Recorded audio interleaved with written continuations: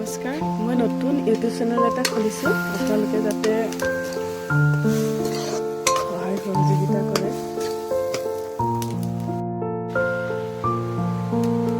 নমস্কাৰ, মই নতুন ইউটিউব চেনেল এটা খুলিছোঁ। এই আপোনালোকক বিলাহী আৰু পিঠাগুড়ি এটা ৰেচিপি দেখাম বুলি ভাবিছোঁ।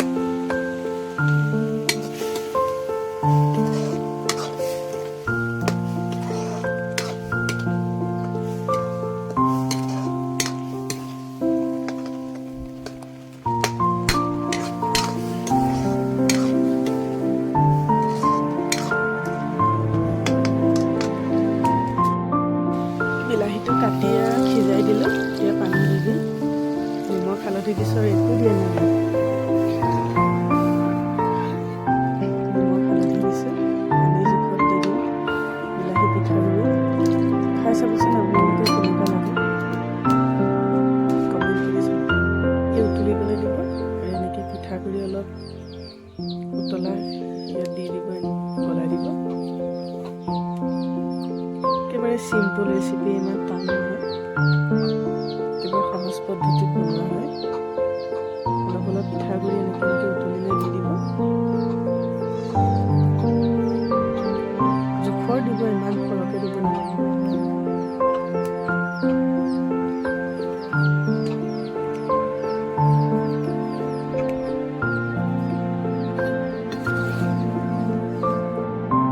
এতিয়া অলপ সময় এনেকৈ উতলিবলৈ দিব, গলাব লাগিব। খাই চাব আপোনালোকে। আজি আমাৰ কাৰণে এনেকৈ বনাম, ভাজি গলিবৰ কাৰণে অলপ ঘুটনি মাৰি দিলোঁ। এতিয়া হৈ আহিছে আৰু আপোনালোকে এবাৰ খাই চাবচোন। এইবাৰ প্ৰথম ৰেচিপি বনাইছোঁ, নাজানো কেনেকৈ চিম্পুল এটা ৰেচিপি আপোনালোকে লগত এখন ভাজি বনাব লাগিব।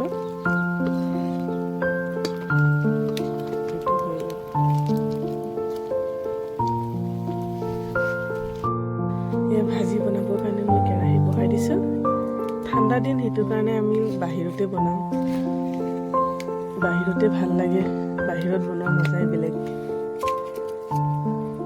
এতিয়া কবি আলু ভাজি বনাম। কেনেকৈ বনাওঁ চাব, এবাৰ খাই চাব আপোনালোকে। একেবাৰে চিম্পুল, সহজ। আজিকালি ইমান মছলা খাই খাই মানুহৰ বহুত বেমাৰ আজাৰ হৈছে। এনেকৈ চিম্পুলকৈ খাবলৈ শিকিবচোন অলপ আপোনালোকেও। এয়া মই এতিয়া তেল দি দিছোঁ।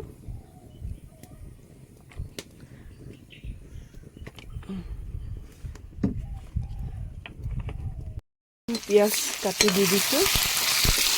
দুটা দিছোঁ, সৰু সৰু চাইজৰ, এটা দিলেও হয়।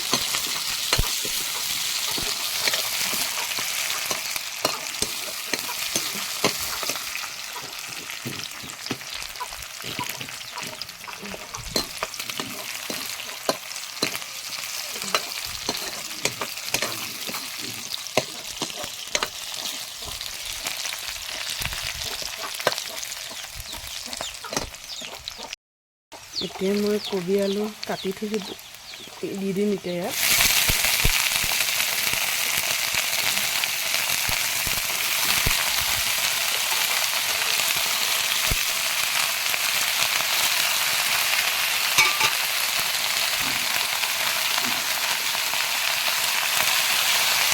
আমাৰ নিচিনা গাঁৱলীয়া মানুহে এনেকৈ বনাই খাওঁ।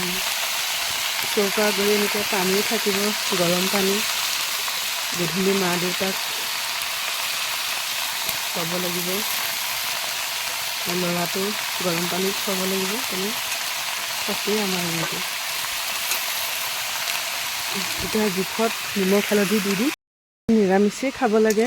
ৰাম মন্দিৰ আজি উদ্বোধন হৈছে, সকলোৱে মামাই নিৰ্দেশনা দিছে নিৰামিষ খাব। সেইটো কাৰণে আজি ভাবিলোঁ এনেকেই বনাওঁ। বিলাহী আৰু পিঠাগুড়ি বনালোঁ। এতিয়া বন্ধাকবি আলু ভাজিম।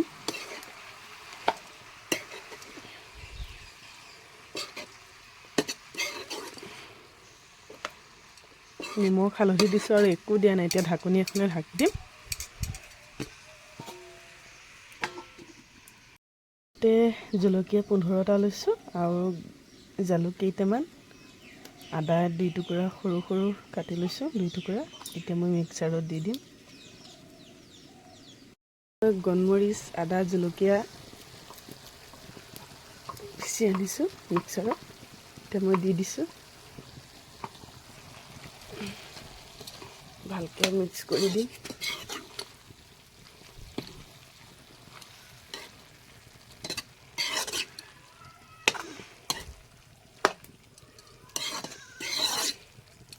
বাহ, গোন্ধতে ধুনীয়া আহিছে। আকৌ ঢাকনি দি দিম। বিলাহী 2টা কাটি দিছোঁ আৰু অলপ সোৱাদ লাগিব। আপোনালোকে এবাৰ খাই চাব আৰু মোক কমেণ্ট কৰি জনাব কেনেকুৱা লাগে। একেবাৰে সহজ পদ্ধতি। নহৰু দিলে আৰু ভাল লাগে, কিন্তু আজি আমি নহৰু নাখাওঁ যে সোমবাৰ, সেইটো কাৰণে আজি মই নহৰু ব্যৱহাৰ কৰা নাই। জলকীয়া মই অলপ সৰহকৈ দি দিছোঁ, জলকীয়া, জালুক।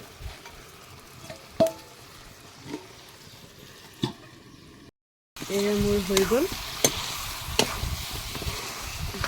নমাই দিব লাগিব এতিয়া, হৈ গ'ল আৰু। সুন্দৰ এটা সহজ ৰেচিপি হয়। এয়া মোৰ কবি, আলু, বিলাহী ভাজি, এইটো বিলাহী পিঠাগুড়ি ৰেডি হৈ গ'ল। এতিয়া গধূলি আমাৰ এয়াই হ'ব আজি। এয়া আমাৰ মানুহজনে খাইছে।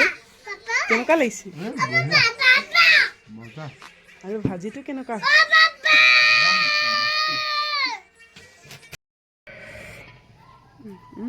বদমাছ।